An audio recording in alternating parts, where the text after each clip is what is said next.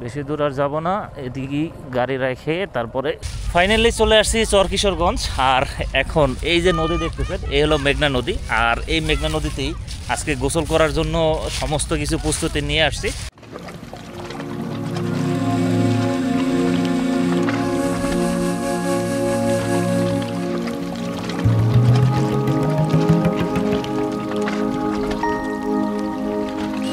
হঠাৎ করে ওয়েদার এরকম খারাপ হয়ে যাবে সেটা আসলে কখনোই বুঝতে পারি নাই।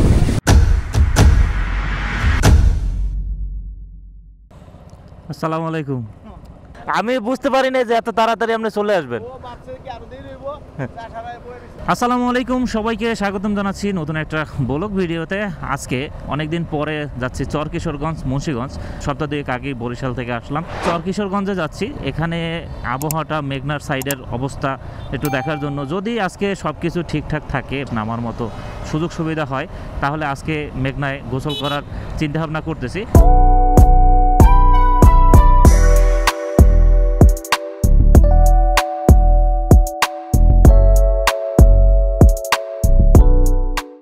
মুক্তারপুর ব্রিজে দাঁড়িয়ে কিছু ছবি তোলা হলো।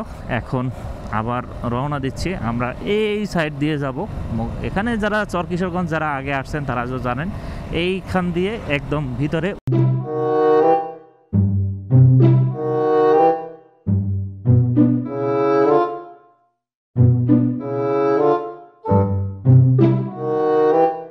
চলে আসছি মুন্সিগঞ্জ সদরের ভিতরে।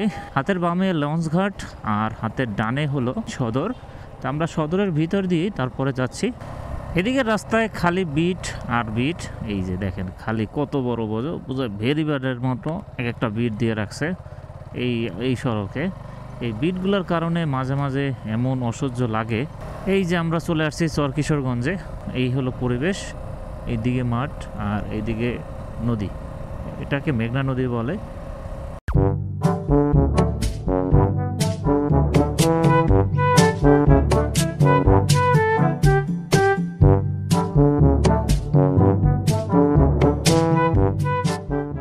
পরিবেশ দেখেন, মানুষে গোসল করে কিরকম। বেশি দূর আর যাব না। ফাইনালি চলে আসছি চরকিশোরগঞ্জ। আর এখন এই যে নদী দেখতেছেন, এই হলো মেঘনা নদী। আর এই মেঘনা নদীতেই আজকে গোসল করার জন্য সমস্ত কিছু প্রস্তুতি নিয়ে আসছি। এখানে নামবো একটু পরেই। আর আমার সাথে যারা আসছে তাদেরকে একটু দেখাই।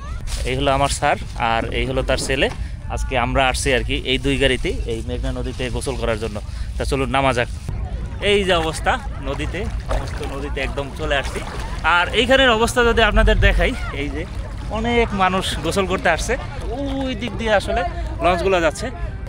খুবই খুবই ভালো লাগতেছে আসলে জায়গা আসলে একটা অস্থির জায়গা, অস্থির। খুবই সুন্দর আসলে জায়গাগুলো। যদি আসেন দেখতে পারবেন।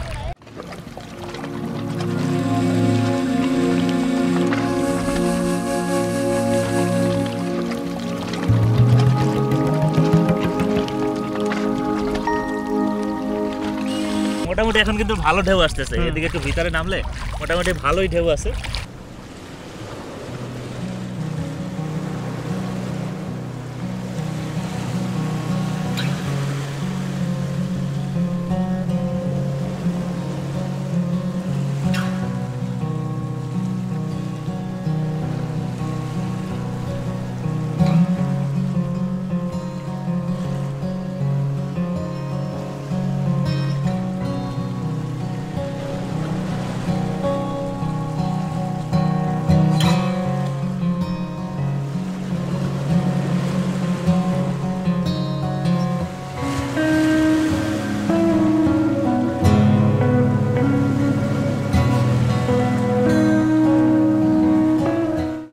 সর্বশেষ আমাদের এখানের গোসল শেষ। আমরা এখন এখান থেকে মানে চর থেকে রাস্তার দিকে উঠবো। তা চলেন যাওয়া যাক।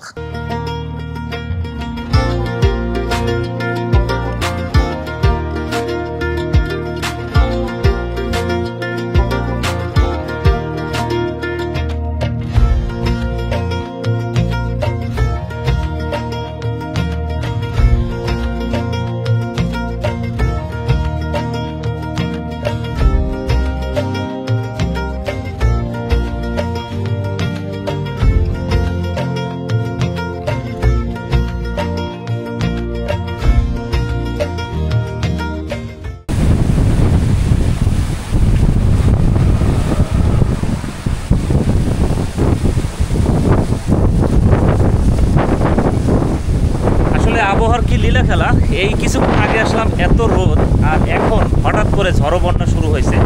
মোটামুটি আকাশের অবস্থা খুবই খারাপ, একদম সম্পূর্ণ কালো হয়ে গেছে। আর বাতাস এখন এমন পরিমাণ বাতাসটা বাড়ছে যা বলার মতো না। অবস্থা কিন্তু খুবই খারাপ। চারপাশের যে পরিবেশটা আপনারা দেখতে পাচ্ছেন, এই যে দেখেন পরিবেশটা, বাতাস প্রচুর বাতাস। কিছুক্ষণ আগেই উঠে গেছে, এই অবস্থা খুবই খারাপ ছিল। গিয়েছে ঝড়ো হাওয়া যেরকম শুরু হয়েছে, আর যে পরিমাণ বাতাস, এত পরিমাণ মানে হঠাৎ করে ওয়েদার এরকম খারাপ হয়ে যাবে সেটা আসলে কখনোই বুঝতে পারি নাই। গাছটা সব পড়ে গেছে বাতাসে, এই যে এইরকমভাবে বাতাস করছে বর্তমানে।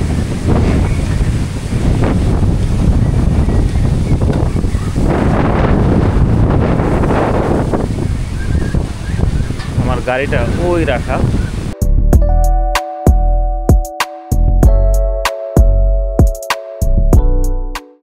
একটা জায়গায় ঘুরতে আসবো, খাওয়া হবে না তা হবে না, অবশ্যই খাওয়া তো হবেই। এই জন্য আমরা খাবারের অর্ডার দিলাম, যেটা হলো এই হলো আজকের খাবারের মেনু আমাদের 3 জনের।